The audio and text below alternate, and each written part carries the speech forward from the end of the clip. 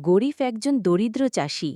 মাটির ঘর, ছেঁড়া ধুতি আর বুকো ভরা আশা, এটাই তার পরিচয়। তার আছে মাত্র ৮ বিঘা জমি, সেখানেই সে ধান চাষ করে। ২ ছেলেমেয়ে আর স্ত্রী নিয়ে সংসার চলে। তার কথা ছিল, মাটিতে যদি মন দেওয়া যায়, সে মাটি সোনা ফালায়। সেই সময় গ্রামে জমিদার রফিক মিয়া ছিল বড় প্রভাবশালী।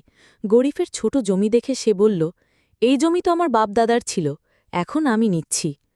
গরিফ প্রতিবাদ করল, বলল, মাটিতে আমি ঘাম ফেলেছি, তুমি নয়, আমি ছাড়ব না।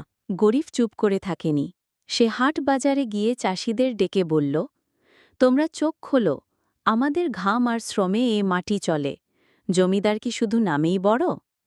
সেই ভাষণ গ্রামে আলোড়ন তোলে। চাষিরা সংগঠিত হয়, মাটির মালিক চাষি স্লোগান তোলে। তারা লাঠি নিয়ে গান গেয়ে মাঠে যায়।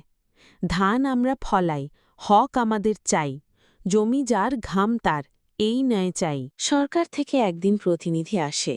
তারা দেখে গরিব শুধু নিজের জন্য নয়, সব চাষির ন্যায়ের জন্য লড়েছে।